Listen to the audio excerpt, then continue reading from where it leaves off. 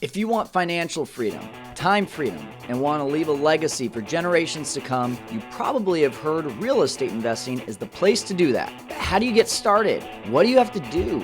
When's the right time? If you are looking for those answers, you've come to the right place. My name is Kyle Stanley, and this is Fearless Flipping. My mission is to help you learn this business and conquer real estate investing. Hey, I hope you are having a great week, and I hope you are ready to learn from David Osborn. If you missed the first episode with David, you've got to go check that out. I say that every time. It really is true, though. If you're missing the story behind the person, you're missing half the story, and you need to hear what David went through before he ever was able to become a millionaire/billionaire. And he did it at a very young age. He did it by bringing a lot of people onto his team, and he talks about that in the first episode, not being able to do anything in this life by yourself. He talks about how pain right here pushes you until vision pulls you. So that really is what I want to encourage you to do. Go back, check that out. Make sure that you're subscribed to our channels, whether you're watching this on YouTube or listening on the podcast. Like, subscribe, comment, review, hit that notification bell on the YouTube channel so you're getting notified when all of these videos come out. And right now, let's get into it with David Osborn on how you can change your identity in 4 different ways.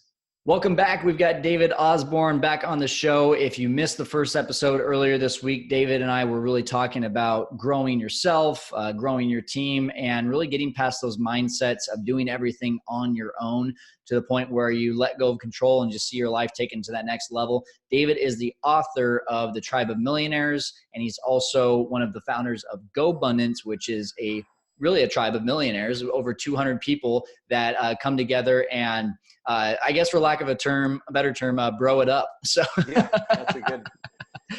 I'm not a super religious man, but in the Bible, there's an article that says man sharpens man like iron sharpens iron. And I think it's true. Like if you can have honest brothers that'll tell you when you're off track or on track, it's a powerful force. 100%. I believe that all day long. And today, just in case people did miss that first episode, David, just do me a favor, kind of give everyone a little bit of a maybe 30 to 45 second background of your real estate experience so they can understand where you're coming from. Yeah. So in a top 10 real estate company, we do 12 billion a year in sales, 5,000 agents. I start off as a residential real estate sales agent.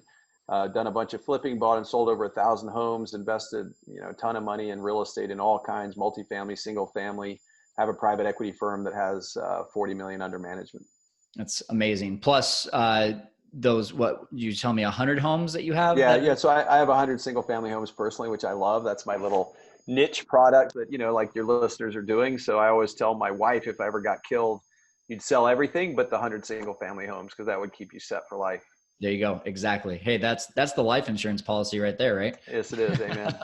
So we're going to talk today about, you mentioned to us in that first episode, right around the age of 31, you had this moment where it was like, holy cow, my health is in jeopardy because I'm overloading myself with so many different things. So many things are stopping at my desk. And really that kind of sounded like it held you back from taking things to the next level. So you mentioned to me that you've got this way of changing your identity. Right. And I just want to kind of give you the floor here for how you believe that someone can change their identity and maybe how you did it in your own life. So everything you have and are today is pretty much a reflection of your identity, right? So your relationship with your wife or kids or your life or your friends, your financial situation, it's all pretty much a reflection of your identity. Why can a guy earn $50 million in the NFL and be broke 10 years later? Because their identity wasn't capable to hold that. My awareness in my life is what's going to get me to the next level of life is always just outside of my peripheral vision. So I'm holding my hands here on the video, if you can see it, just over my head. I can't see these hands. They're just outside of my peripheral vision. To get to see this new level of understanding, I have to grow. Now, when I raise my head 2 inches, guess what? I can now see my hands. So this new level of learning is now how my world can be in my world and my experience. So by listening to your podcast, by going to Tony Robbins, by reading books, by getting educated, you're taking what's unknown and bringing it to the known. It gets harder and harder the more study you do because you've got 90% of it. So you're listening to a whole book for 2 or 3% that's something new or a reminder of something you've forgotten. But that doesn't mean you should ever quit listening, sharpening the saw, and bringing what is unseen into the scene, because that's how you elevate your consciousness and elevate your life. Now, in changing so to do all of that, you have to be willing to change your identity, because your identity is what you cling to. It's who you think you are, but it's also what creates the world around you.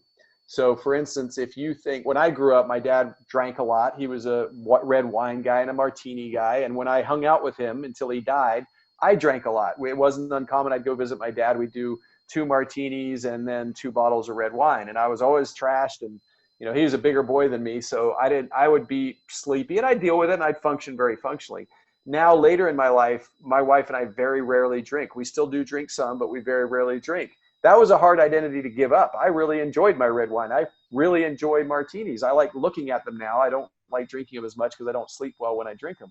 But that shift of identity, which, by the way, in my 30s, I probably said, quit drinking red wine and martinis. Yeah, sure. No way. That's never going to happen, right? But now in my 50s, early 50s, the what I'm trying to be, what I'm trying to have requires that I have 100, as much of my being present every day for my journey and my purpose. And so therefore, being a good dad, being with my kids, the drinking doesn't really do it for me anymore. So that's an example of changing your identity. Now, there's really 4 ways to change your identity. One of them is like, you can be told, hey, you have 6 months to live. That changes people's identity. 2 is you can have a life crisis, like you have a car crash. You think your wife loves you. She shows up one day and say, I'm leaving you. Something cataclysmic can happen. The 3rd way is you can have a religious experience. So you can you're on the road to Damascus, the clouds part, a light shines down on you, and you're a changed human being. So that's a religious, change. And then the 4th way, which is the only one that I know how to do, is just hard work, choosing, applying yourself, creating a bigger vision, and allowing yourself to grow into that vision. And that's the one I've chosen. So my entire life has been a journey, and is a journey, of continued personal growth to become more, so that I can contribute more, have more, be more, all of the things of more. Not necessarily more from a greedy, acquisitive, capitalistic point of view, but more wholesomeness, more physical health, more love with my kids. What can I do now to pour more into my children so that they have better opportunities in the future? And that requires a willingness to look at your identity, see what's working and not working, and taking it down. So let's examine that 4th way. So how do you change your identity, knowing that it's not very hard? Now, the story I gave you in the last podcast was pain. So that was more one of those, first categories, like a car wreck. Like I had a shingles outbreak that was painful and forced me to revisit my personality. Now on an ongoing basis, I just look at things like, okay, what could I do to take my personality to the next level, or to transform my knowing so that my life can be better?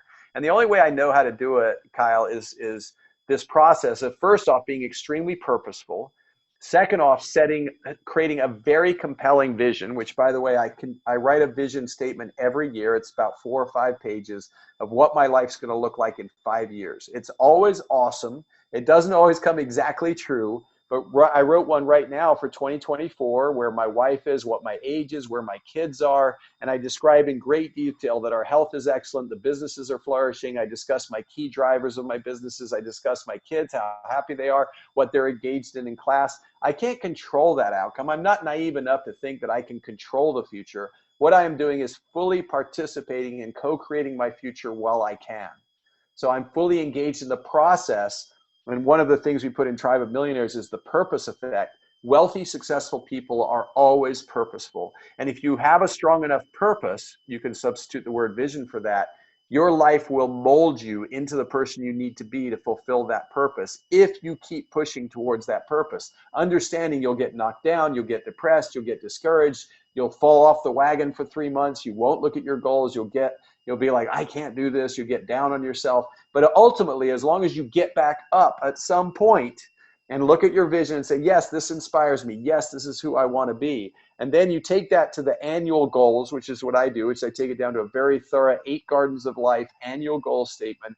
And then you bring that into daily actions. And if you do that 5-year vision, annual goals, daily action, and then as often as you can get back on track with your purpose, you can have a pity party for like a little bit, like for 5 minutes or something. I get it. Life's tough. You get kicked in the teeth all the time. You can whine about it, but you should probably just have some cheese with that wine. You know, that you keep getting back up and driving towards your vision. If there were no kicks in the teeth, then it wouldn't be valuable when you actually finally start fulfilling your vision. That's awesome. That's the way I know how to do it. It's almost like the Matrix from that movie, you know, but the difference is for me, like you want to be more successful, but right now you don't have the success to do it or the skill set to do it. So what's the Matrix? The people you hang out with, your vision, the teachers you have, the mentors you have, the environment of the people you hang out with, the health that you have, you know, all of the vision board. You put a vision board up. Do you see the future? People say vision boards are hokey. Sure, they're hokey, but understand what we're trying to do here is reprogram who we are. And if we can reprogram who we are, we can have the success. You know, I was very excited to buy my first rental property. At that moment, I switched from a homeowner to a home investor. The skill set I have today to have 101, I think I have 101 actual units, some duplexes and triplexes, but mostly probably 85 to 90 actual homes, 101 rentable units, not a multifamily. It's a whole different place. Like I had to grow when I went from 5 to 10 to 15 to 20. What's awesome about having and by the way, it's easier to have 101 than it is to have one. If one of mine burned down now, I could build it from my free cash flow in 3 months. If my first one had burned down, I'd been in bankruptcy, you know, if I didn't have insurance. Exactly. So, but the skill set of running 101 means I have no idea the names of any of my tenants. I don't know what 3/4 of my homes look like. I don't know what's going on with any of the repairs. Like that's a different way of being. It's like you have to be very comfortable not knowing what's going on. All of that requires an identity shift. The very skills that got me excellence in that first one, knowing about the repairs, knowing what's going on, knowing my tenant, knowing how good they were, making sure they paid on time, making sure I took care of the property. All those skill sets hamper my ability to own 101. You cannot own 101 and know all those details. So the very thing that gets you to 5 or 10 holds you back from getting to 100. So Just good. think about that. Like, so your exact identity, the very thing you count on to help you win, becomes like it's an amazing help until a certain period, and then who you think you are is actually your biggest impediment to getting to the next level. It becomes a crutch. Becomes a crutch. So how do you change it? You expose yourself to other people that think at different levels. The reason I went and spent time with Richard Branson on Necker Island was so I could be in the presence of Richard Branson. He didn't invite me because I'm his friend. I paid $50,000 and went with a group and spent 5 days on Necker Island with 35 people and Richard and whatever and some speakers. And I just went up and hung around with him and I listened to him, and I was already pretty successful at this time. And I sat down next to him while he was working with his assistant one day, and I said, "Do you mind if I sit here?" And she shot daggers at me through her eyes like, "Hell no, you can't sit here." And he said, "Sure, just don't say anything," which I'm glad I brought my journal. So for 45 minutes, I sat next to Richard Branson while he worked with his personal assistant, going through his emails, and I just took notes and listened. Wow. And it changed me. Like I came back from that. Like I'd already made a bunch of changes. I was always already very successful. This was only like, I don't know, 4 or 5 years ago. But the change I got from Sir Richard was, don't do your own emails. He wasn't. His assistant was doing them. He was verbalizing, talking through them with her, but he wasn't reading them or answering any of them. She was seeing all of them. So I was like, wow, okay. I'm not going to do. I came back from that and I said to my team, you guys are now in charge of 100% of my emails. And I expect a response to everybody within 24 to 48 hours max. And that's now my new system. And the relief off my back of that, that's what it's created. More space for my family, more space for working out, more space for big rocks and big thinking. That doesn't mean I don't see any emails. What it means is my team's in charge of them all. And if there's something they think is important, they bring it to my attention.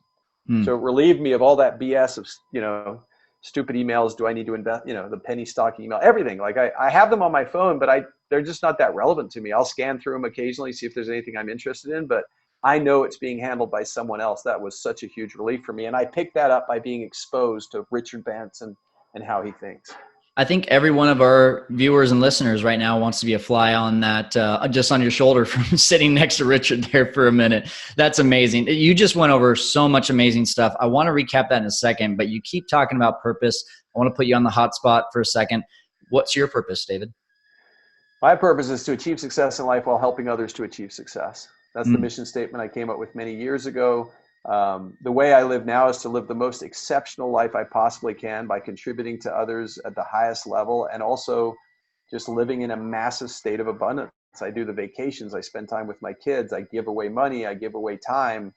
I'm just trying to be as complete a human being as I possibly can. And you're not complete if you're just chasing money. There's definitely a time when I was chasing success at a very high level, working my tail off to build my franchises and get free. But how would I be as a man if I've had level of success and I'm still chasing it obsessively? Who would I be if I wasn't spending time with my kids and when I can? If I wasn't giving away some of this precious money to those that need it more than I do?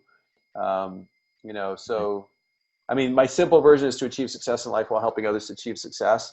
My new purpose is, could I give away every penny I've ever made while doubling and tripling what I currently have? So I'm just gamifying life and keeping myself engaged by creating bigger and bigger challenges, if that makes any sense. Hey, Fearless Flipping community, let's hear from one of our sponsors right now. Have you thought about becoming a real estate investor, but you have no money, or maybe you just don't feel like you have the right guidance, the right system, or maybe the right plan? Well, the Phenom Investor Blueprint course is your answer. Developed by seven-figure earner Matt Garabedian and a good friend of mine. Matt uses his 10 plus years of real estate investing knowledge to teach you how to get involved with real estate investing without spending a dime. Matt's wholesaling techniques will work for any market at any time. So if you want to make six figures, seven figures, or more, yeah, that's right, it's possible. It's time to invest in yourself. Check out the Phenom Investor Blueprint at fearlessflipping.com/phenom. Again, that's fearlessflipping.com/phenom. This is your first step to financial freedom. fearlessflipping.com/phenom. That's awesome. And I love that you have a mission statement for what your purpose is for your life. I think that's something I ought to probably do for myself too. So that's great. I want to recap just really quickly for our audience. There were those 4 different identity triggers, I guess you could say. The first one was, being told, hey, you're going to die in 6 months. Second one is some sort of life crisis. Wife leaves you, you're left paralyzed, something to that effect. Third is a religious experience. Fourth is just straight up hard work. This for me, David, was very validating because I've always been that guy that people are like, man, you just work your butt off. But then I always look at these people like, for example, Grant Cardone, who was, broke and, raised by drug addicts and all this stuff where it's just like, I'm thinking to myself like, man, in order to get to that kind of level of success in my life, do I have to have gone through these like things that I never went through? I had amazing parents. I had an amazing family. I was very blessed growing up. And so for you to say that one of those identity changers is just, hey, you just work your butt off and you've systematized that from purpose to vision to those, 5-year vision, that 8 annual goals and that daily action. Like those are the things that I'm striving to do every day. So it's very validating for me. I hope that's validating for a lot of people that are listening right now too, so that they know, hey, you don't have to go through this huge life crisis. If you have, you understand this probably a little bit more in depth, but you don't have to in order to get that different life identity and change your money blueprint, your life blueprint, your relationship blueprint. Am I evaluating that correctly? You are, Kyle. I want to make one distinction though. Sure. And I'm on the edge of my seat for this because hard work is not enough. Mm-hmm. Ants work hard and they're still ants. And I know some people that take pride in, I work harder than anyone else. And who I saw when I was coming up that worked really hard was guys building houses and ditch diggers. And, there was a lot of guys that worked really hard. And yes, hard work is a fundamental requirement, in my opinion, of success, unless you're just lucky. However, it's not just hard work, okay? It's working on yourself. It's the hard work on yourself. That's the distinction I would like to make. The willingness to be changed, the willingness to change, the willingness to let go of what doesn't work for you anymore. So yes, it's extremely hard work, but it's like a psychological work. Does that make sense? Like it's not making your calls, calling cold calls. It's not knocking on doors. All of that's really hard too. Picking up a hammer, rehabbing the homes. All of that is hard work. I get it. This is the hard work of like reflective self hard work. So you can figure out what isn't working for you and what is working and change it. It's really good because for the longest time, I mean, just so you know, David, I was 26 years old when I first heard the term passive income, like to actually go back to my 18-year-old self or even younger and, explore that. But the reason I bring that up is because I started surrounding myself with people that I knew were going to make me better. And that's a good little transition here for your tribe of millionaires and Go Abundance.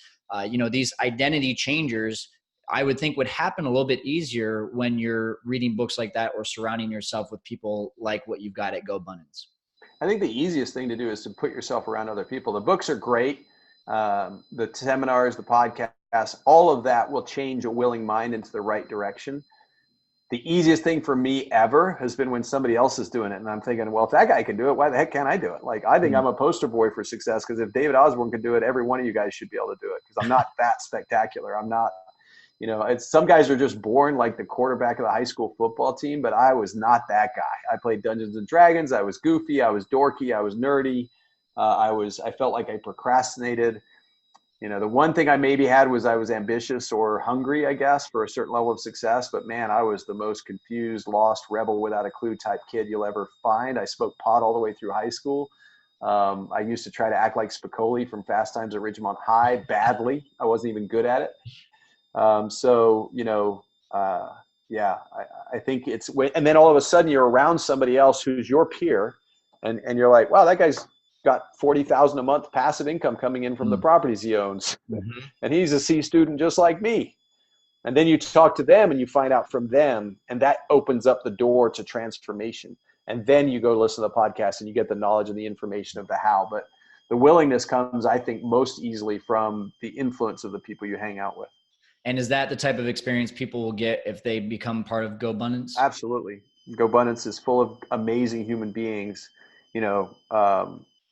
who have achieved financial freedom or come close to it or on the journey to financial freedom by being accountable, by being authentic, and by being hardworking to get to the outcomes they want. So yeah, we've got an amazing tribe. I'm proud of all of them. And yeah, it's a great environment to be in. I encourage people to check it out. But don't forget, if they go to the tribeofmillionaires.com, they can get the book for free. They can read it, and then they can just make their own judgment. You do have to pay for shipping. I think I'm supposed to say that, but shipping and handling. Cool. Well, and they can all find that down on our show notes. If you're watching on YouTube, just go down to the description. If you're listening on the podcast, go to fearlessflipping.com/tribe, TRIBE, and you will be able to see all those resources from the book to GoBundance. David, you have been just an awesome guest here for the last couple episodes this week. Is there any imparting advice that you can give to our listeners, knowing that a lot of people here are, just getting into real estate from the investing side? Anything that you want to leave our viewers with?